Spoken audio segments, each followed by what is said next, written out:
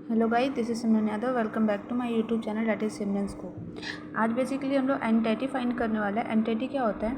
Entity होता है हम लोग जैसे कि number of protons, electrons, neutrons, atoms, molecule, ये सब। ठीक है, अभी देखो, कोई भी एक एटम है, लेट्स से एक्स कोई एक एटम है, उसके ऊपर जो भी लिखा होता है वो मास होता है और जो नीचे लिखा होता है वो एटॉमिक नंबर होता है। ठीक है, मास को हम लोग ए से डिनोट करते हैं, एटॉमिक नंबर को हम लोग जेड से डिनोट करते हैं। अभी यहाँ पे फॉर्मूला क्या होता है? बेसिकली नंबर ऑफ प्रोटॉन्स, जिसको हम लोग पी प्लस से डिनोट करते हैं, वो जेड के बराबर होता है। Z that is atomic number.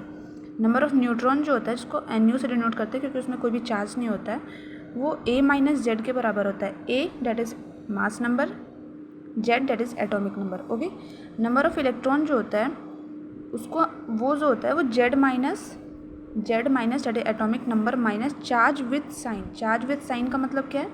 Let's say एक एग्जांपल लेते हैं, SO4 2 minus, SO4 2 minus that is sulphate ion. Sulphate ion में दो चार्ज है, वो भी माइनस वाला चार्ज है। तो यहाँ पे हमको क्या करना है ना, कितना चार्ज है वहाँ पे, हमको चार्ज साइन के साथ लेना है, मतलब -2। तो यहाँ पे जो पुट करेंगे वो -2 होना चाहिए। एक एग्जांपल लेते हैं CO2 का। ठीक है, तो CO2 में हमको सबसे पहले क्या करना होगा, देखो, कार्बन को लिख लो एक्सपेंड करके। कार्बन का जो एटॉमिक नंबर होता है 6 होता है और जो मास नंबर होता है 12 होता है, फिर 2 टाइम्स, क्योंकि ऑक्सीजन यहाँ पे 2 है तो 2 टाइम्स ऑफ ऑक्सीजन का भी ऐसे मैंने कर लिया। अभी नंबर ऑफ प्रोटॉन जो हो जाएगा वो इसका इंडिविजुअल लिखेंगे प्लस इसका इंडिविजुअली लिखेंगे। प्रोटॉन का भी वैसे ही करेंगे और इलेक्ट्रॉन का भी वैसे ही करेंगे। तो अगर हम ये अनफॉर्चुनेटली सबका सेम आ गया है कि प्रोटॉन भी सेम है, न्यूट्रॉन भी सेम है, इलेक्ट्रॉन भी सेम है।